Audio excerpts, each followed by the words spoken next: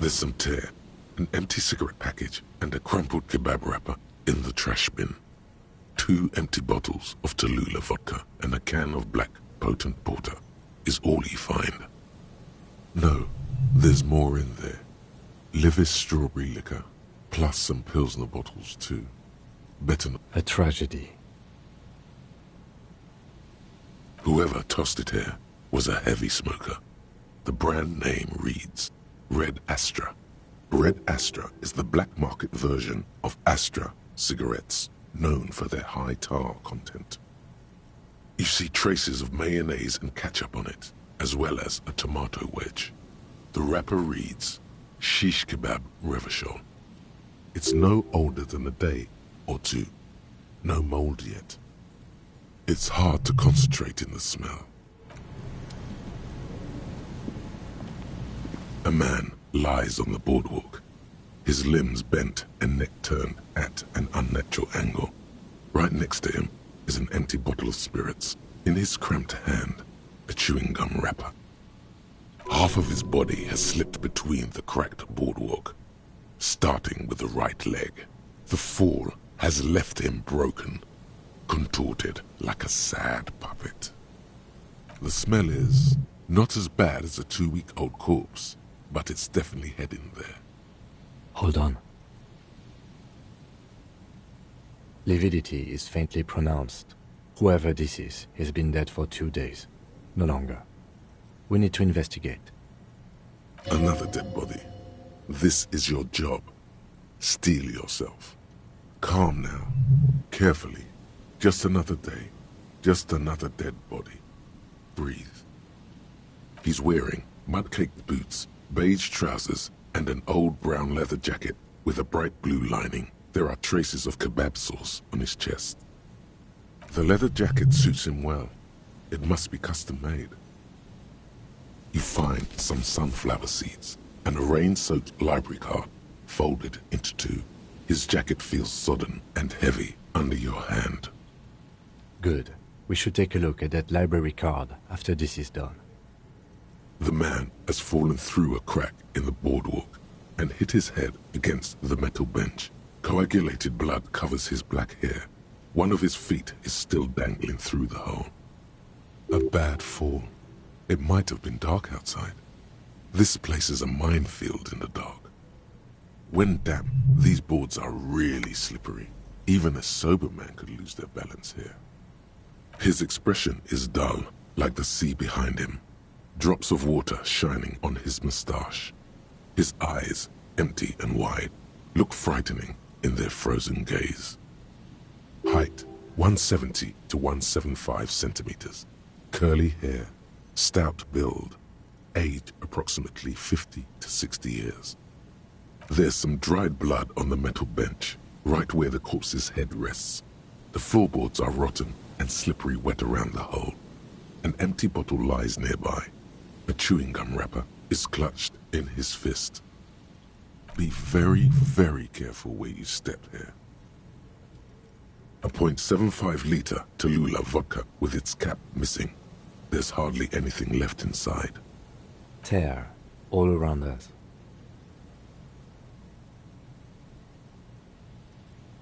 I'd prefer if you didn't collect them this time.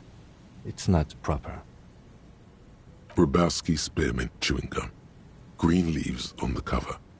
The man's mouth is half agape from the terror of the fall.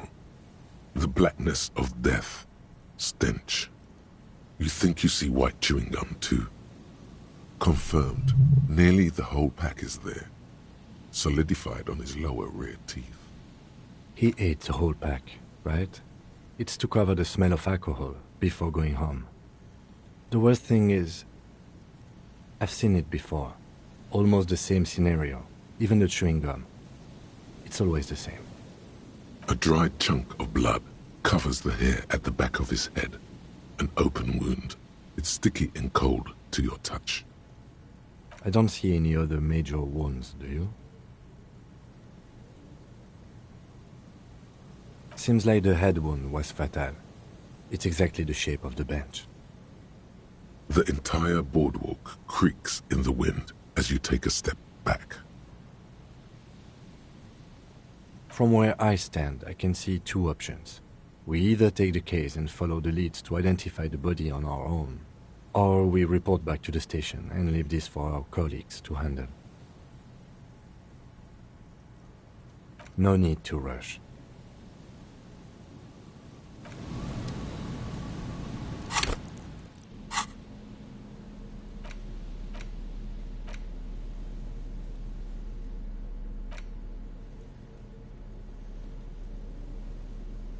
As you hold it in your hands, it makes an uncomfortable crunching sound. It's a sordid, filthy tale, not for the weak. Are you sure you can stomach it? Some secrets are better left uncovered. Don't even try. See, it occurs to you that you're not even holding the jacket itself, but rather the thick crust of jetsam and seagull shit that ensconces it. It smells like a dead sea creature, tangled in grey strands of seaweed. Why? Why did you think about it? Look at your hands. They're covered in muck. Now you're just flicking that shit everywhere. This is...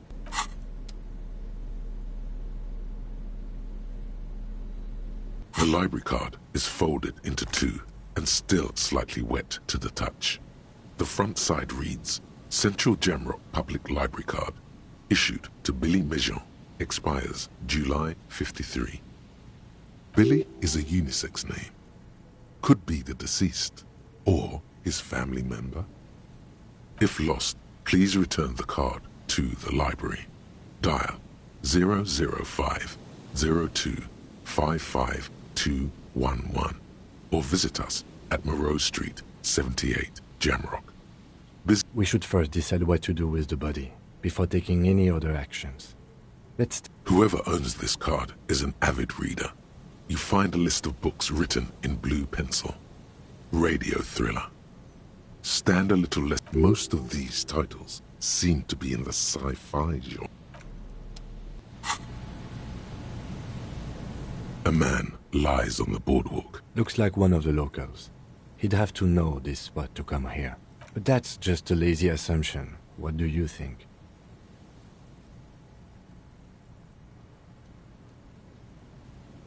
We do know that he was married. But you're right. Let's not run ahead. For now, all we know is that he's an death by misadventure. He slipped and fell through the boardwalk. A truly unfortunate accident. If it wouldn't have been for that bench, he'd be alive. No, I don't see anything that points in that direction. For now, let's treat this case as a simple, albeit sad, accident. And Agreed. If this somehow converges later, why not? But keep it simple for now. Oh yes. Some symptoms of acute alcohol poisoning could have definitely played a role here. Severe confusion, respiratory depression, unpredictable behavior. But I think that death arrived through head trauma, not liver failure. What about it? The deceased ate some kebab. It's probably from a nearby place, maybe in the Pox. Sometimes a kebab is just a kebab. They'll seal this place off after the news reaches the coalition officials. I doubt that they have enough resources to actually repair the boardwalk. Not that sealing it off would keep anyone away. All it does is keep the city council's hands clean. It does seem to be a pretty straightforward misadventure, although there's still a question of identifying the body. The man has fallen a bad fall. When damp, these boards are... His expression is height, 170 to 175 centimeters. From where I stand, I can see two options. We either take the case and follow the leads to identify the body on our... Alright, we've already examined the library card. Let's call the Jamrock Library from my kinema, see if we can learn anything about this Billy Mejean. And while we're there, we should also call the station. Let them know that we are taking the case.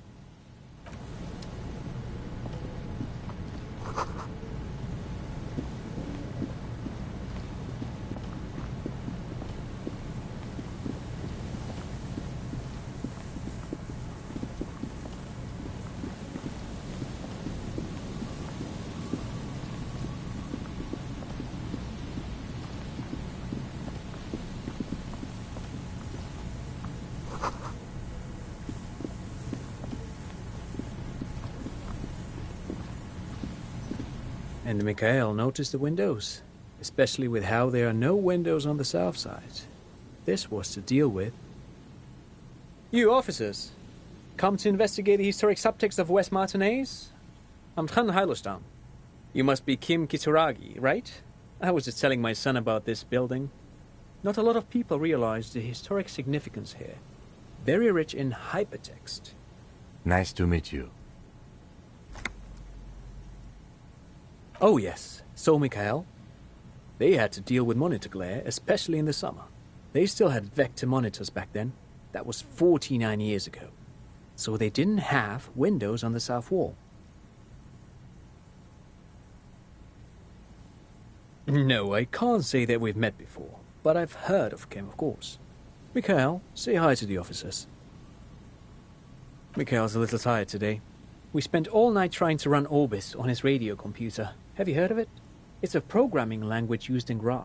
Quite tricky, but he wanted to play this Grad-made adventure program. We've been getting really into Worms lately.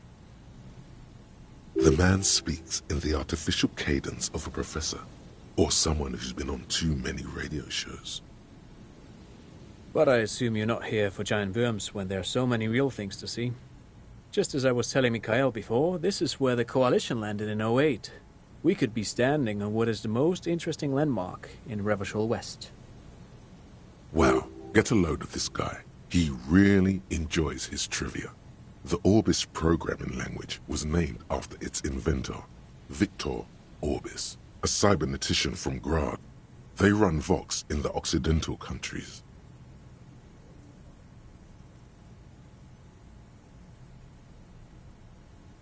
Aha! But it's not just any empty old building. What not a lot of people know is, this used to be the R&D department of Felt Electrical. And Felt, which now sells ink cartridges mostly, was once a top dog in the turn-of-the-century cybernetics boom. It looks old and weathered, with seagulls picking apart its stone and metal carcass. Bushy undergrowth has taken hold of the collapsed rooftop. Some kind of bird has set up a nest on a broken windowsill.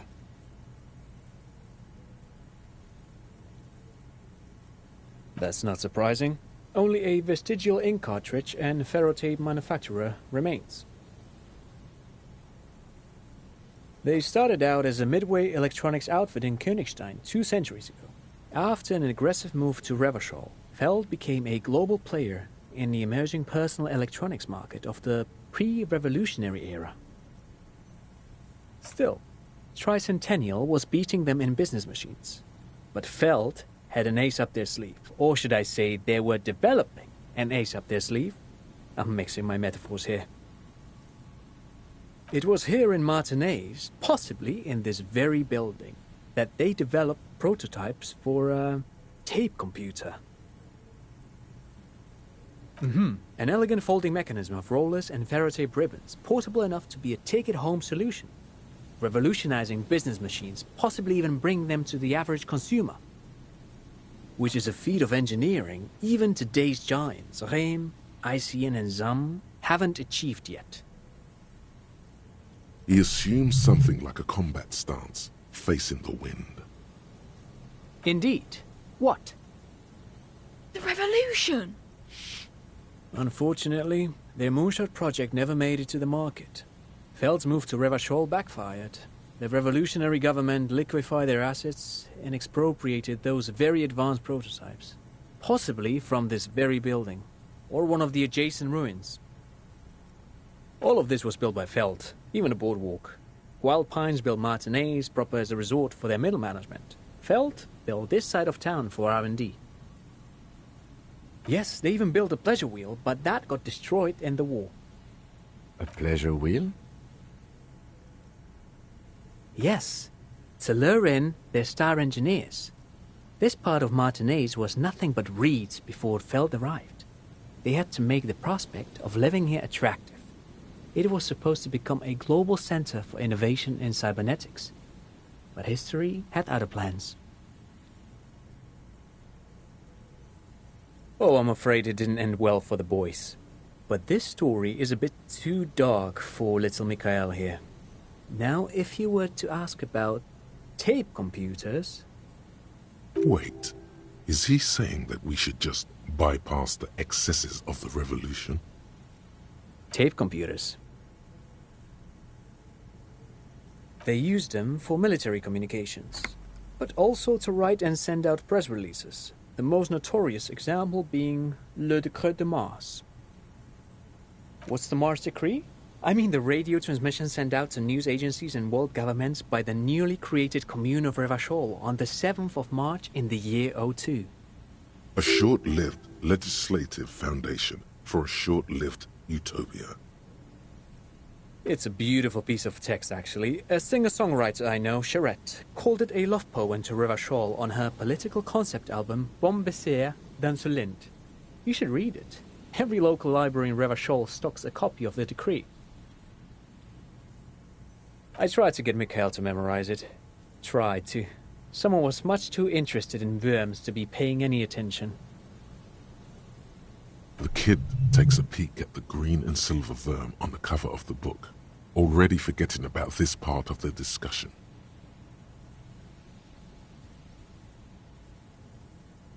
Actually, no one knows. No one even knows what a computer made entirely of tape would look like. But word has it, they were very elegant, exquisite, alien-looking turn-of-the-century hardware. Buckle up. 10 years ago, I did a little freelancing, I guess you could say. I was a special consultant for an exhibition at the Womty Dumpty Dum Center in Vredefort, Oranje. It raised the same questions, and we had lengthy discussions with Paul Ockerman, who was head curator at the time. This was before the twins Keith and Guy Juice joined the team, trying to... Wait, did he just say Wompty Dumpty Dum Center? What the hell is a Wompty Dumpty Dum Center? And who the hell are Keith and Guy Juiced? The Womty Dumpty Dum Center for Contemporary Arts. The exhibition itself drew on Lagerman's notion of memory, and so there were some parallels. That's why the head curator, Paul Ockerman, chose to...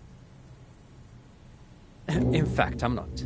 The Womty Dumpty Dum Center is a place you can visit if you're ever in Vredefort and are ever in the market for an exhibition space / contemporary art research center. But perhaps I should return to the tape computers. As I was saying, the device itself was very elegant, fragile even.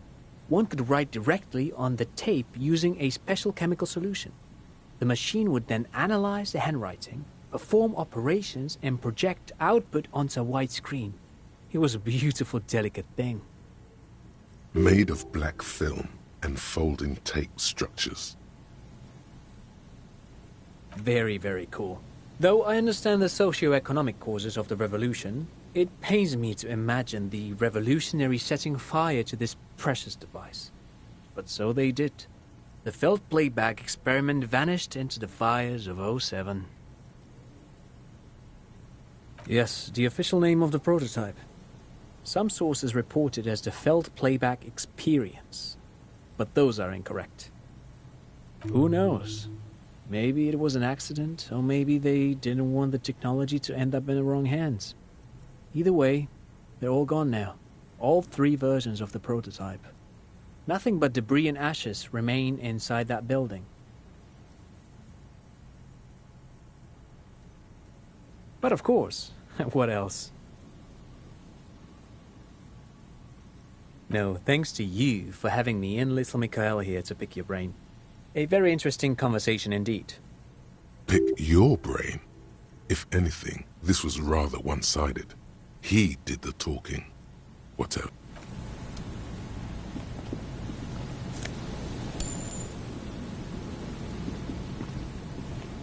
You see, a once bright mural, a slogan used to intertwine with the loops along. Looks like tomorrow never came.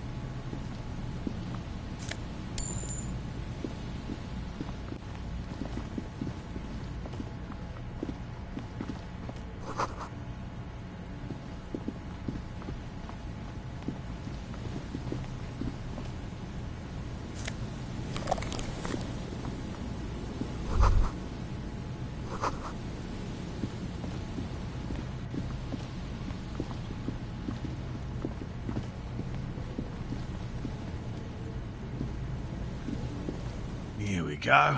Nice and easy. No way out, little guys. Not out of this jam. There's a cylinder on the ground in which the man is arranging some netting. Who's there? Oh, the police. Hello, officers. His self-conscious enthusiasm renders his movements ungainly. He looks like your understanding of a scientist. Is that the police? Why are the police here? Don't worry, Gary. I'll handle it. To what do I owe the pleasure? That's sarcasm. He takes no pleasure from your appearance. Of course. Thank you for passing along the message. That damn water lock is broken, and we can't go all the way around the 881. The 881 is a raised motorway that separates Martinez from Jamrock. The labyrinth of streets underneath it makes it difficult to pass, not like walking over a nice water lock. Oh, good. We should really be getting back. Gary could use a hot shower and a warm bed. Did he say we can go back now? Yes, Gary! We can go soon! If you see Lena, tell her I won't be long. Sir, your wife is waiting for you. I just have to do one more round. See if the phasmid has taken the bait. Then we're going.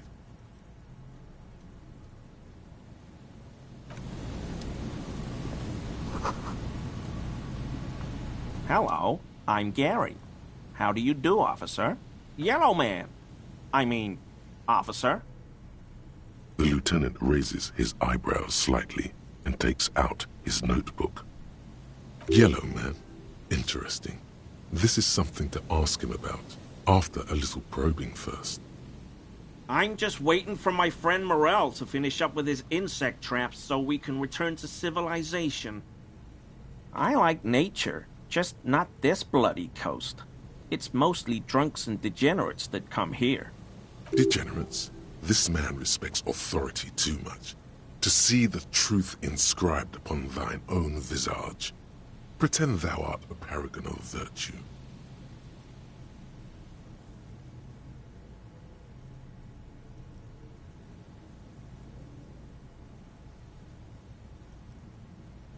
I've been tempted on occasion, but someone has to stay strong for Revacol. He pronounces Revacol with a hard K, unlike other people.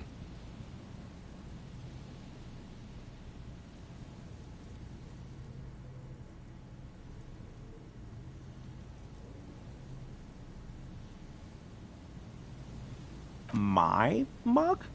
Why would you think that?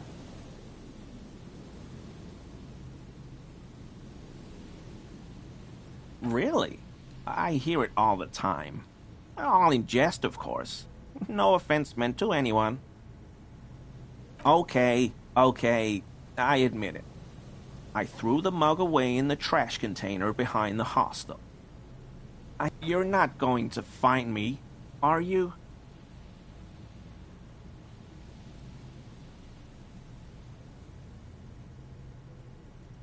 Okay, I deserve that. And I won't do it again.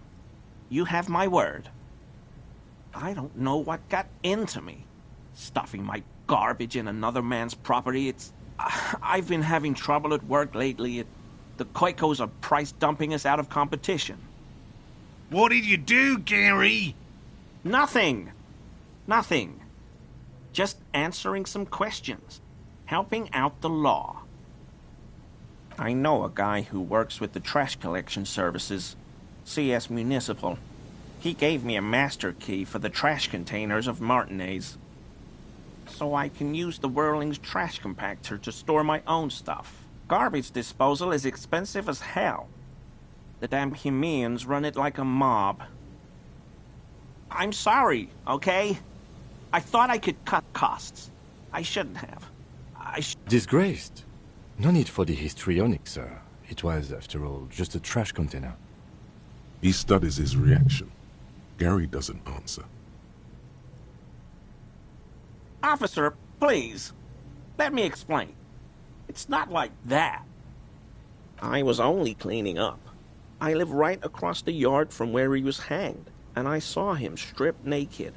All the clothes lying around in the yard, smelling. People are animals, you know? Then I came out to clean up the rags because no one else would. I put them into the whirling's trash, along with a broken mug, admittedly. Okay. I was coming to throw the mug away, and, well, I threw the mug there and the clothes too. Right. It was just civic duty. Exactly. That's exactly what it was. Civic duty. Armor? No. I mean, yes. Of course. I know he was wearing armor, but I don't know anything about it. An infant could see he's not telling the truth, but he's too scared to admit more wrongdoing. There's something going on here. You should observe him more closely after this topic is concluded. I hope I can help your investigation, in my small way. Does this mean you were in his apartment, admiring his colonial mug collection? Perhaps it would be interesting to tell him.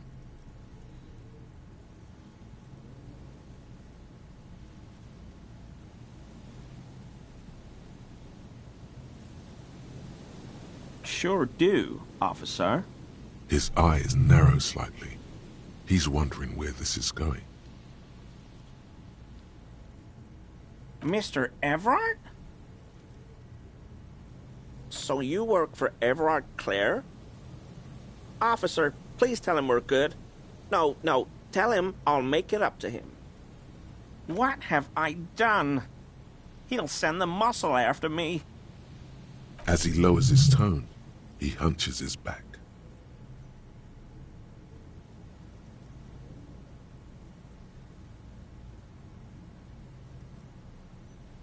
What could it be about? I probably talked too loud. In the whirling. About some theories I had. Whatever it is, I'm done with it. I won't do it again. If there's anything I can do to assist you, or the Union, just ask, okay? I'll try to help if I can. This scared him proper. He's positively melting from fear. Has to prop himself up with a lot of anger to keep it together. The weather vane has turned. He cannot be unturned. He clearly liked his squirming. He may even have changed his mind about the whole door-opening operation.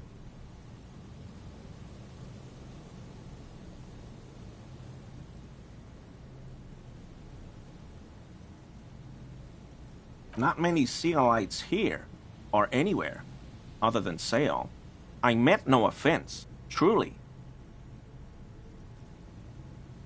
Oh, yes, of course he is. I was just speaking about his connections. I like to pronounce it the hard way, the old way, the Vespertine way. It's a secret rite. A very fringe nationalist handshake, probably. I told you everything I know, sir. I'm truly sorry for the mug, but I have nothing to do with that. He's not feeling too comfortable in it. Uncomfortable shifting around doesn't make him the killer, though. It's something else. That shirt looks very uncomfortable on him. Look at the buttons, barely keeping that thing together. It sounds like he's wearing some kind of armor under his clothes. You can't tell it's there just from looking at him. Probably stolen from the corpse in the yard near where he lives. I knew you'd figure it out, officer. I'm sorry I didn't tell you at once. I was ashamed of what I did. And I didn't want you to know. We're not detecting falsehood, sire. He's gearing up to admit the truth. Gary, what's going on? Later, Morale. I've got apologizing to do. No, you've got explaining to do.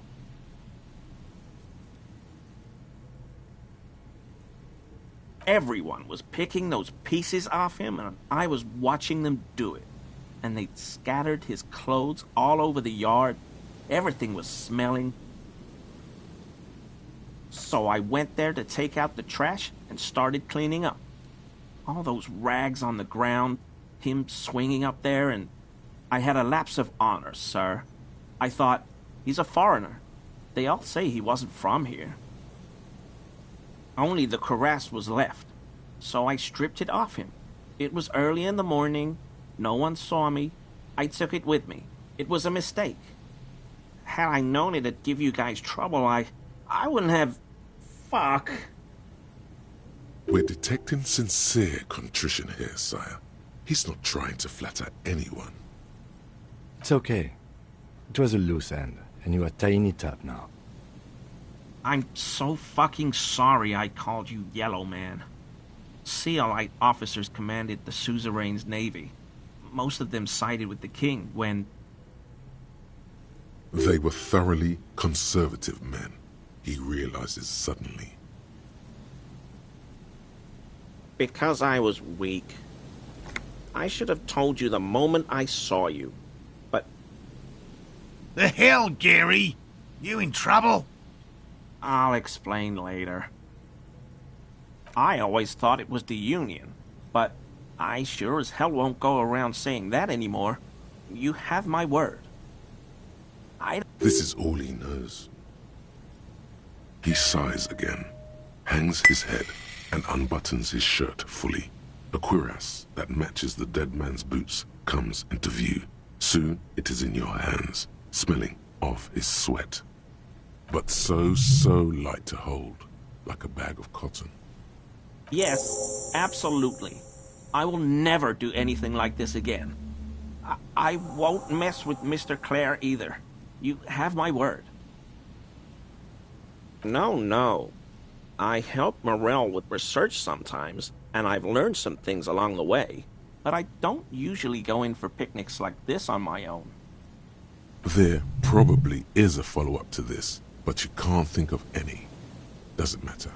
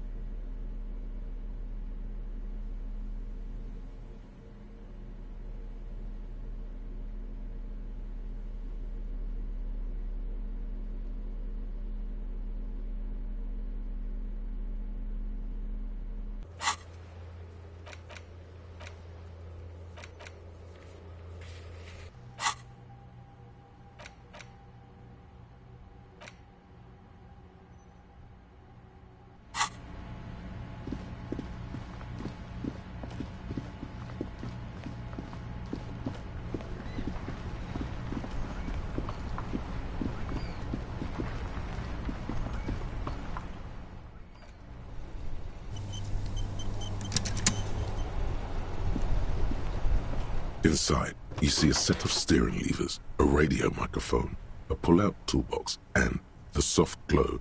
This is Precinct 57. How may I assist you? Hold on, officer.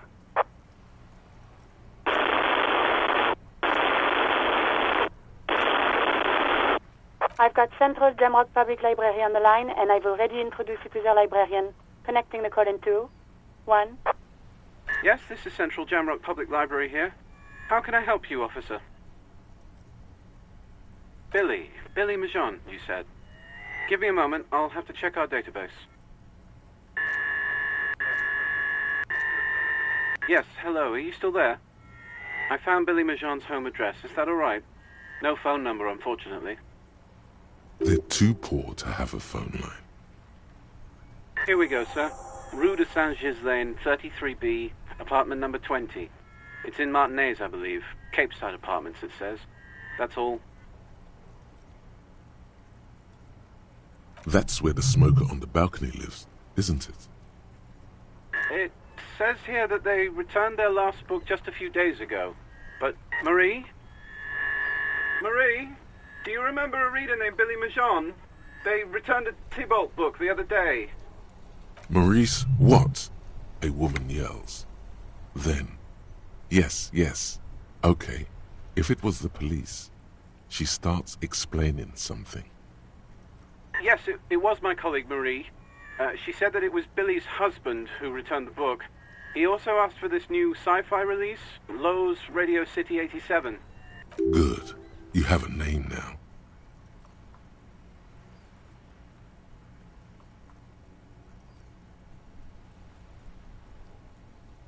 Marie knows Billy. She's been working here longer than me. Sometimes her husband returns some books for her. Sorry, no. Marie only knows him by sight. Marie? She said it was an older man, and that she's pretty sure he'd had a drink or two the last time she saw him. 1 second. Sorry, Marie wasn't really paying any attention to that. Happy we could help. Goodbye, officer. Anything else you need from me? One moment. Can you please describe the body? Age, sex, cause of death? We suspect he might have been inebriated when he fell. There were bottles all around him, and traces of vomit on his shirt.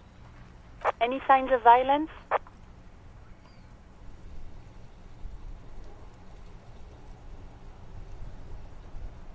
No field autopsy necessary. You can hear her quickly typing in the background. What about his belongings? Did you examine his clothes? Any information on the library card? Good. You have a lead.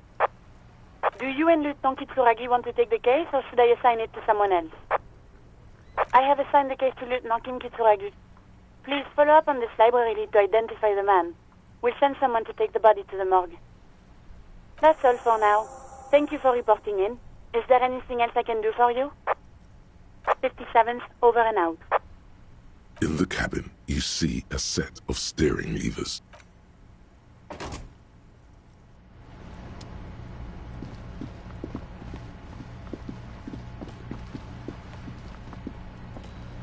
The dented yellow mailbox greets you with its graffito, bullet holes, and an RCM sticker. Yes, for sending mail.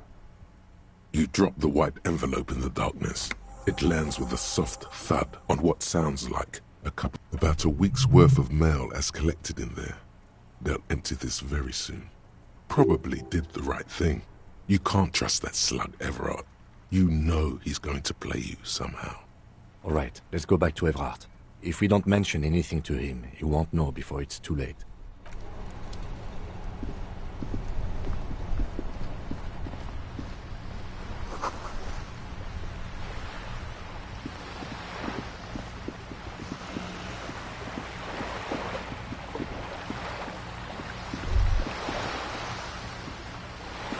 What do you want to know?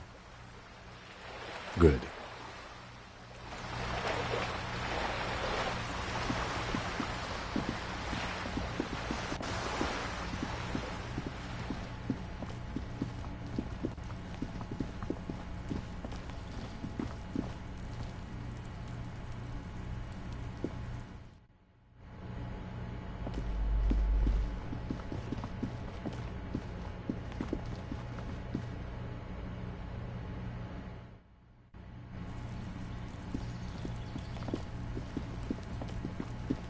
weathered brown door.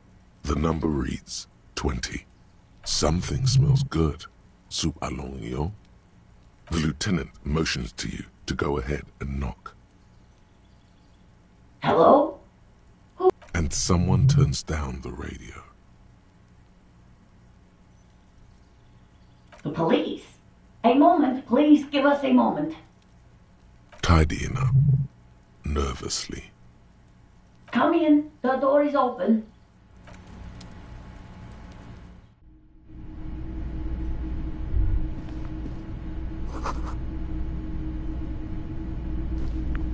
It's you from the bookstand. Did you come to bring my cockatoo back? I don't think I introduced myself properly. I'm Billy. Would you like something to drink? The lieutenant has taken off his foggy glasses and is busy cleaning them in his handkerchief for now. You're on your own here. Condensation from stepping inside. Is this about Victor, my husband? Is he in some kind of trouble again? I can come pick him up in the station if that's what. No, this is something much worse. Is he in a hospital? How bad is it? How about some small talk before you break the news? How have I been? You're not here to discuss me. What is this about, officer?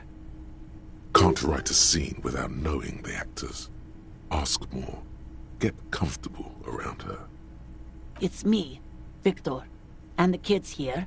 We have 2 daughters, Jenny and Jolie. Jolie is 16 and Jenny is turning 18 next month.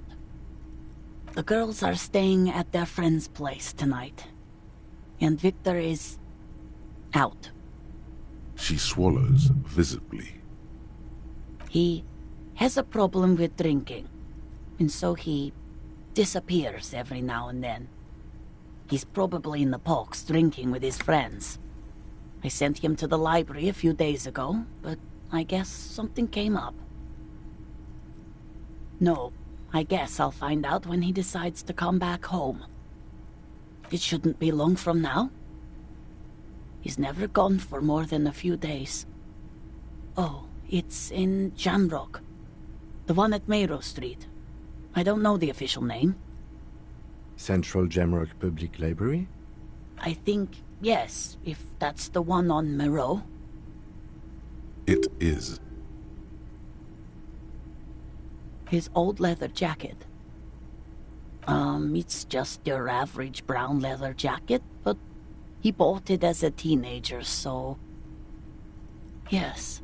The lining is hand-sewn. It's blue. I tried to make the thing more weatherproof since he's running around with it in the middle of winter.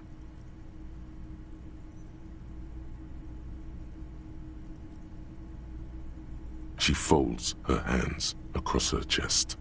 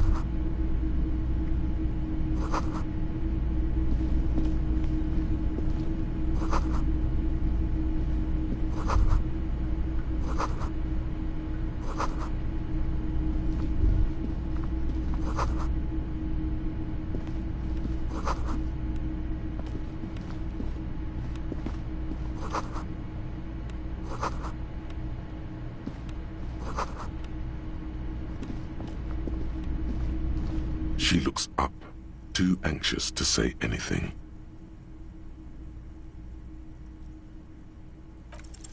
You've done this before. Just keep your focus.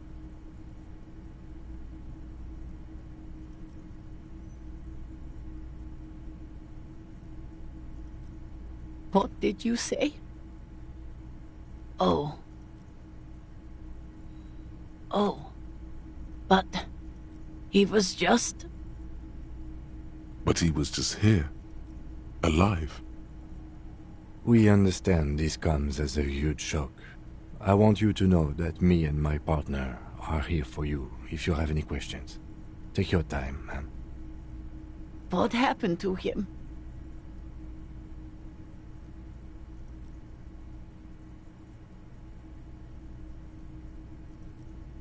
Was he drunk?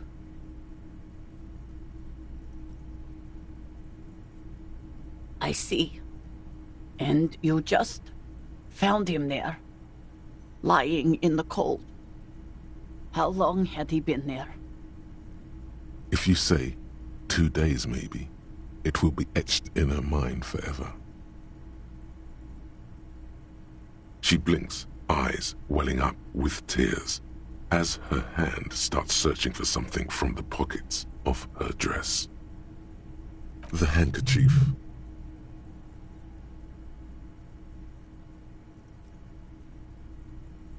A small, terrified smile quivers on her face as she takes the handkerchief and wipes away the tears. She looks disoriented. Is there anyone we could call for you? A friend, a family member, someone who could be here for you? No. I just need to tell my girls.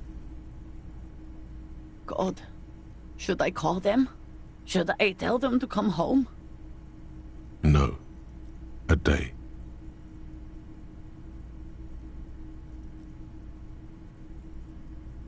Good. That's probably the right thing. Thank you. Just tell me, what do I need to do next? We've taken him to the city morgue. The local coroner will be contacting you shortly to arrange the funeral. Here's his number in case you want to contact him earlier. A very good call. Is there anything else that the RCM could do for you? No, I'll call you if something comes up. I'm still...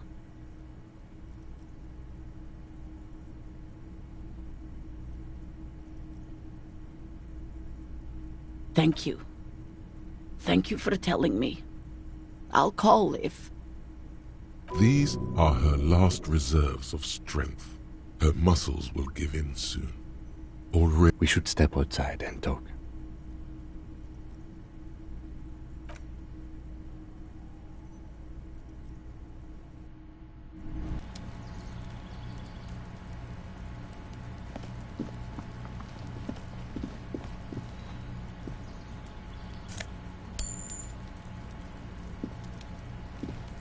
You did well.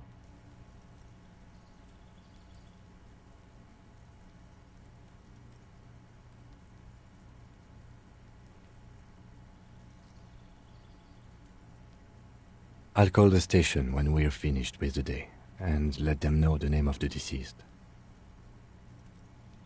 They'll manage. That's it. We should get back to our case now that our duty here is done. Let's go.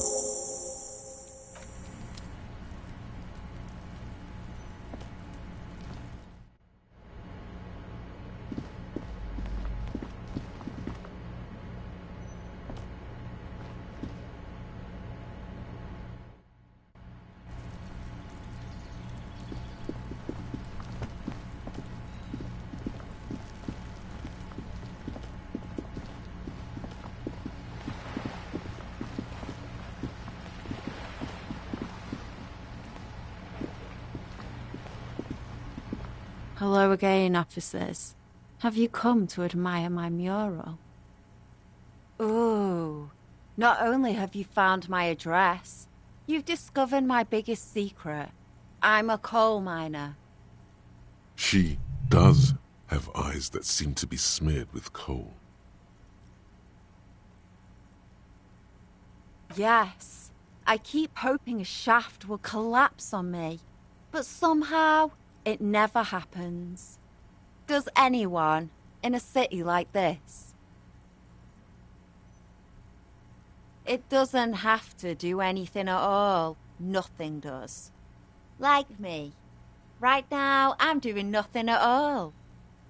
Shoot, Piggy. It's what you do, isn't it?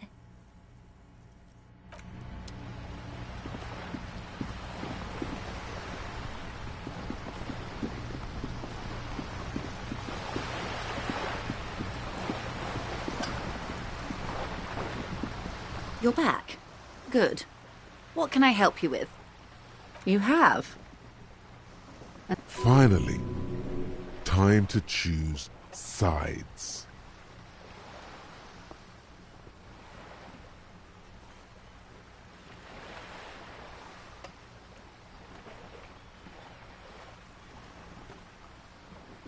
Of course, Detective. Excuse me for implying otherwise. The RCM does not pick sides in this. I hope it doesn't come off any other way. Of course. And I don't expect you to share anything he told you with me. I'm not a corrupt verm myself. How could I stop you? Are we not human? Are we not curious to hear another person's take?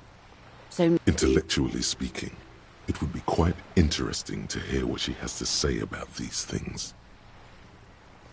Oh. That's so helpful of him. The lieutenant looks at you, and you can swear his jaw muscle is trembling.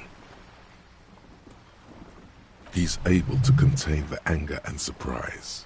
Unconventional police officers sometimes lose their guns. They then go around and tell people about this, to gauge their reactions. It's all part of detecting. Incredible. Simply incredible.